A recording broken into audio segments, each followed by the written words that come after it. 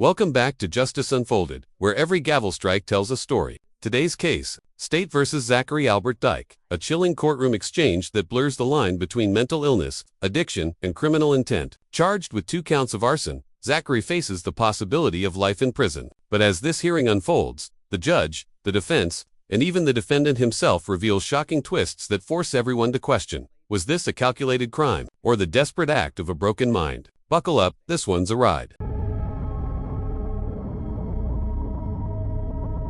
Zachary Dyke. Okay. See, here's another name. What I learned in elementary school was when 2 vowels go walking, the first one does the talking. No, in his name, the second one is talking. The first one is silent. So I'm going to remember it. Zachary Dyke. Dyke.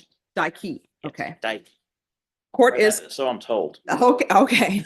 My grandmother would always say that. She would always say, you just know this is the date you're born on, because that's what I'm telling you, really. You know, there's some things only your parent would know. They told me you're from Louisiana. Yes. Is that right? Where at? Okay. Where are you from? My mom's from Arcadia. Ah, okay. And I know you're telling the truth because you said it right. All right. Court is calling 2023 CR 5173 State versus Zachary Albert Dyke. Could I have the parties announced for the record? State. Megan Galloway for the state. Lorraine Ephron for Mr. Dyke. Are you Mr. Dyke? From the start, you can feel the formal rhythm of courtroom procedure, yet beneath the polite yes, your honors, the tension simmers. The state confirms discovery, defense counsel agrees, and the indictment is on record. But every word here sets the tone. This isn't a simple plea hearing. This is a fight between structure and a man whose grasp on reality has wavered. Do you notice how calm Zachary sounds? It's a fragile calm, the kind that hides a storm. Zachary Albert Dyke. All right. Dyke. Counsel, have you received all discovery? Yes. Did you review it with your client? Yes. Court will find that the state is in compliance with discovery. Are there any applications? No. All right. Did you review the true bill of indictment with your attorney? Did you understand it? Yes, Your Honor. Counsel, do you waive the reading of the indictment? Yes. State, are you proceeding on the indictment as presented? No, Your Honor, wish to waive count 3 and proceed on counts 1 and 2. Objection. All right. So the way it's listed in the indictment that I have, it's paragraph A, B, and C. So is there a different indictment? This is what I have. So Yeah, I don't think that. that would be correct, Your Honor, because so we'll proceed on paragraphs A and B and waive paragraphs. But I will need to change that. Okay. Well, does anyone have any objection to it being labeled as count 1, count 2, and count 3 in the indictment as opposed to A, B, and C? No, not from the state. No, Your Honor. All right. So state, are you moving to change paragraph A to count 1, paragraph B to count 2, and paragraph C to count 3?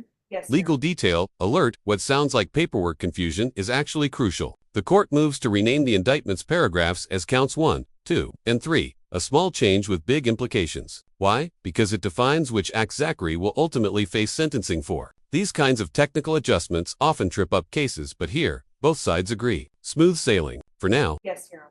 Any objection? No. All right, Mr. Dyke, what they're doing is they're just changing the label of each paragraph. Do you have any objection to that? No. They're Your Honor. not changing the substance of the indictment, just the way that is numbered. All right. So, state, are you proceeding on the indictment as presented? Which counts are you waiving? Your Honor, we are waiving count 3 and proceeding on counts 1 and 2. Any objection? No, Your Honor. All right. That you review the document entitled Court Admonishments with your attorney. Did you understand it and sign it in all the appropriate places? Yes, Your Honor. Did you understand? And count 1, you're charged with arson with intent to damage a habitation or place of worship. Yes, Your And Honor. in count 2, you're charged also with arson with intent to damage a habitat or place of worship. Yes, Your Honor. All right. Do you understand those are first-degree felonies? Yes, Your Honor. And the range of punishment is anywhere from 5 to 99 years or life in prison and up to a $10,000 fine. Did you understand? Yes, Your Honor. If you have a plea bargain agreement with the state, the court does not have to follow your plea. If for any reason the court does not follow your plea and gives you more than you bargained for. The fact that you entered a plea will not be used against you, and you will be allowed to withdraw your plea. Did you understand? Yes, Your Honor. Did you understand you have a right to jury trial, a right for you or your attorney to cross-examine and confront any witnesses the state would call in the right to remain silent? Yes, Your Honor. Did you understand by entering this plea? Here's where the courtroom shifts from legal formality to emotional weight. The judge explains Zachary's rights: jury trial, cross-examination, silence, and one by one, he gives them up. When he says yes, Your Honor, over and over, it's almost mechanical. But think about this. He's waiving the very rights that could have protected him, possibly without fully understanding the consequences. Would you feel confident making that decision under these circumstances? This plea, you were giving up those rights? Yes, Your Honor. And did you intend to give up those rights and enter into a plea in this case? Yes, Your Honor. Counsel, has your client been able to provide you with any defenses? Yes. Do you believe he has a rational as well as a factual understanding of the charges against him? I accept the jury's verdict on that matter, Your Honor. So you did have a jury trial? Yes, we did. All right. But I do think he's competent. Mr. Dyke, has anyone threatened you, coerced you, or placed you in fear to get you to enter this plea? No, Your Honor. Anyone promise you anything other than the plea? No, Your Honor. Are you satisfied with the way you've been represented? Yes, Your Honor. Are you a U.S. citizen? Yes, Your Honor. Court will find that defendant has knowingly and voluntarily waived his right to jury trial. Did you review the plea bargain page with your attorney? Did you understand it? Yes, Your Honor. According to the plea, state is proceeding on count 1 and 2. They are asking that your punishment be assessed at 8 years in the prison in both counts. There's a $2,000 fine and there are no applications. Did you understand that to be the plea? Yes, Your Honor. Defense, is that the plea? Yes, Your Honor. State, is that the plea? It is, Your Honor. 8 years, that's the deal. 8 years in prison, $2,000 fines, and no appeals. But look closer. The state's leniency signals they know there's more here than criminal intent. A man accused of setting fire to a home his own isn't just facing punishment. He's facing the wreckage of his own mental state, and even the judge seems uneasy about how this plea sits with the evidence. Did you review the document? I'm sorry, did you review the paragraph entitled Waiver of Appeal paragraph with your attorney? I'm sorry. Yes. It's the waiver of appeal paragraph? I believe so. Yes, Your Honor. Well, let me show it to you. Yes, It's that, It's no appeal. yes. All right. Did you understand that? Yes. All right. Did you understand by signing that you're waiving your right to appeal? Yes, Your The Honor. only items that can be appealed are written pretrial motions that have been filed, heard, and ruled upon by the court. Did you understand? Yes, Your Honor. Counsel, have there been any such motions? Well, there was that competency jury trial, a few things like that, but All right. other than Then to count 1, how do you plead? Guilty, not guilty, or no contest?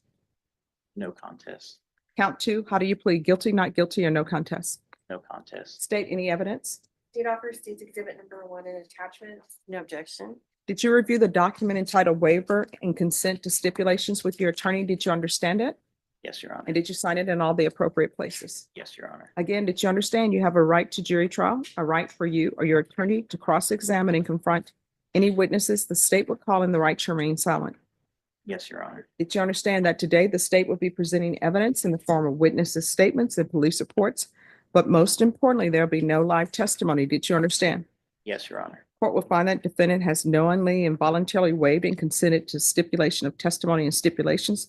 Court will accept into evidence states exhibits 1 and attachments, and the court will review the same. Well, I understand what you're saying, but the disagreements with that. Yes.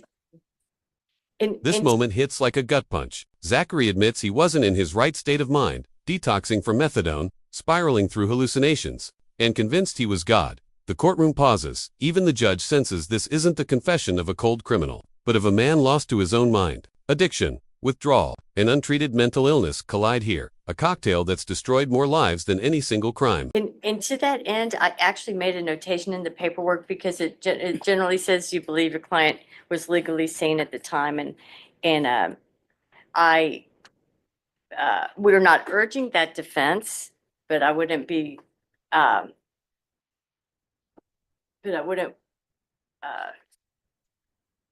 want to be saying that I couldn't urge it under different circumstances. That makes sense. All right. Well, I don't step behind jury's verdicts. They're saying he was saying that, It were competent at the time. well, they're saying he's competent. competent at the time. Competent now. Sanity would be a trial defense. Yeah. And we're not urging that trial defense. All right. Does that make sense? Yes, but I see that there, you know, in really reading this police report where Had to he do- thought someone was God. It had There's, to do with medication, Your Honor. Okay, My medication got all messed up and I wasn't in my right state of mind at the time. And like, I know that 100%. Like at that time, I was not in my right state of mind. And whenever I came into the jail, I wasn't in my right state of mind either because I've been in recovery for a long time and I was on maintenance meds, methadone. And I was detoxing off of those medications whenever I came in here. And I didn't have the right medications being in the thing, but I've been in here for 2 years now and I'm really level headed now. But when I first came in here, I was not right. there was an initial, well, let me put it this way. There was an initial finding of an agreed incompetent to stand trial. Mhm. Let me restate this. So the jury trial was on the issue of whether he had been restored to competency.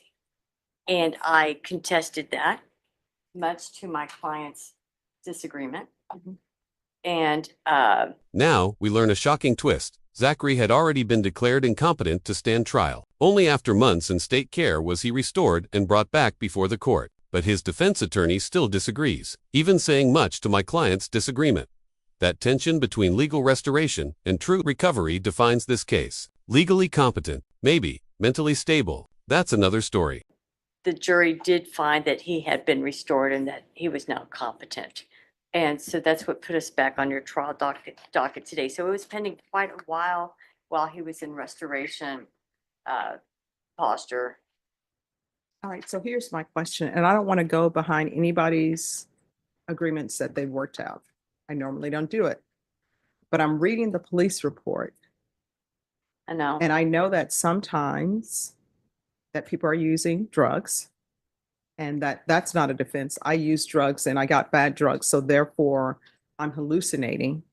But I see that there are issues where, who knows, maybe the behavior wouldn't have been what it was, because what I'm reading is he admits to it, and it says he stated that he set it up, that everything had been set up when Flores got pregnant.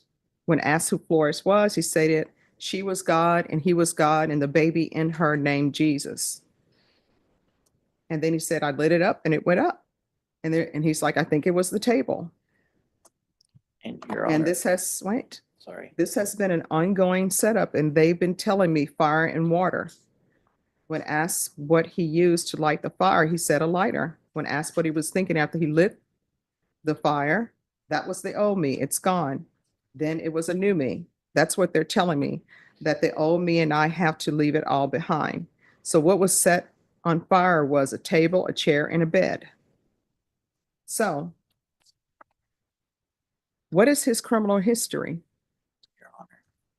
Can I say one Do thing you, real quick? do you feel as though you're losing this argument? No. I just Then why want to you're say, adding? I just want Then to say you, that you may there's, not want to add. I'm trying to figure out certain things here. Yes. I'm trying to help. Stop. Yeah. She didn't ask you. But going to what the court has. And I'm, mind you, I'm all for following agreements. I'm just trying to get to the bottom of, you know, my determination is whether agreements are appropriate or not.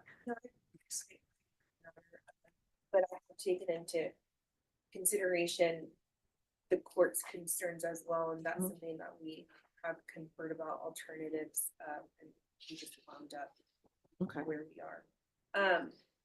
So regarding his criminal history, he does have, so like a misdemeanor estate, from 2007, UCW from 2017, a PG3 possession less than 28 grams from 2020, a resisting arrest, from 2020, a possession PG1 less than a gram from 2017. The offense that we're here for today, a possession PG 1 to 4 from 2017. A 4 to 200 possession PG 1 from 2018. A possession of marijuana 5 to 50 pounds from 2020. And then PG 3/4 above 28 grams from 2017. And sorry, that was out of order. Yeah. No. And I think most of those did not result in convictions. Many were dismissed or otherwise resolved. So I think what would actually, I mean, I know you're just reading about arrests or bookings, but I think in terms of like what is actually in terms of conviction or, Nothing. yeah. So I don't think he has any. that would be correct. So he was only placed on deferred adjudication for a misdemeanor resisting. All right. He has almost 2 years credit pending incompetency restoration. So he's been in custody quite a while, which was another factor in our discussions today. And as far as I can ascertain, I don't see that this becomes a 3G in any way. I Okay. can't represent when he would get paroled, but just that he would have what it appears to be normal parole eligibility. All right. And in the, In his I mean, there was a lot of contact during the pendency of the competency proceedings with the DA's office and the family, and we had a pretty intense trial on the issue. all right. So what is this with regards to the complainant listed is Dyke as well? Who is Mom. that? Mom, His mom. uh-huh. And is she aware of this? Judge, so I didn't reach out to her today. During the competence. She testified. Did reach out and I have correspondence from her where she's requesting treatment from the defendant. But like I said, that was explored in our. This is where the judge drops her guard. She reads the police report, sees the delusions, and openly questions if prison is the right outcome. This is rare. Judges almost never voice internal doubt. She compares human behavior to instinct. Some people act out of sickness, others out of malice. And right now, she's trying to figure out which one Zachary is. This is the heart of justice. When the law meets empathy, and both hesitate, Negotiations. She did testify. I think I think as you can imagine, many parents would be, highly conflicted here. This was serious. She bought this for him, whether it was hers or his by gift, might be a dispute, but nevertheless, it was her funds that paid for it and it's gone, destroyed to the ground. She's obviously loves her son, very concerned about him. And so I think she doesn't expect restitution. I think it was covered by insurance. I'm not sure. There was no insurance claim on it, but it was. All right. actually As I given. can say, this is what I'm saying.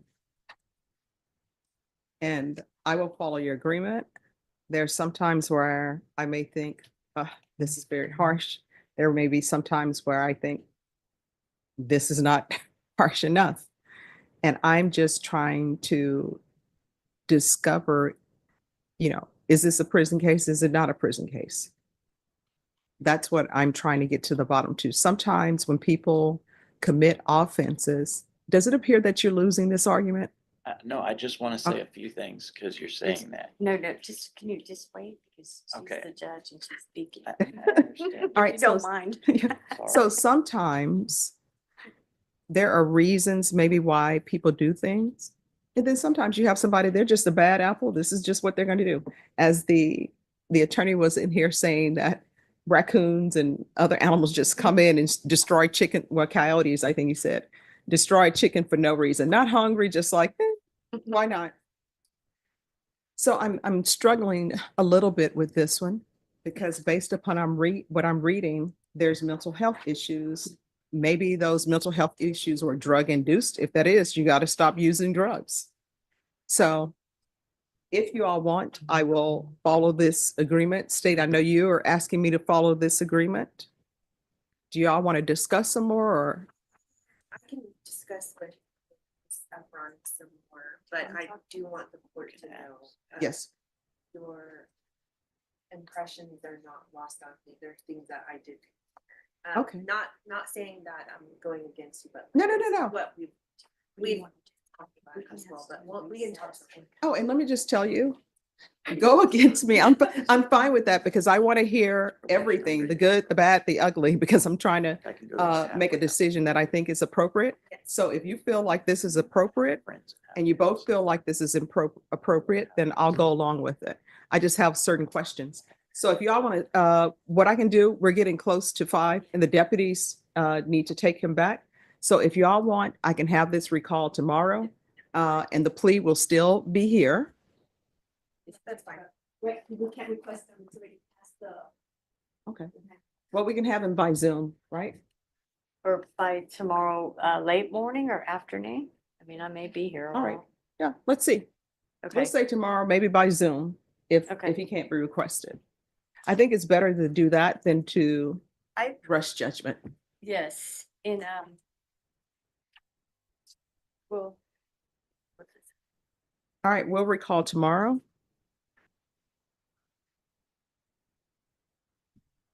And Ms. Efron, if you want his mother maybe by Zoom to give everybody some more insights into this, that would be great.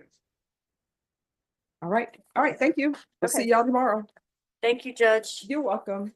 In the end, the judge delays the ruling, choosing reflection over reaction. Tomorrow, Zachary will return, possibly with his mother, on Zoom, to decide his fate. What started as a straightforward arson plea became a powerful exploration of mental health, accountability, and mercy. Was justice served, or just delayed? Let us know what you think in the comments. And if you found this case as gripping as we did, don't forget to hit that like, share, and subscribe button for more real courtroom breakdowns where truth, trauma, and the law collide.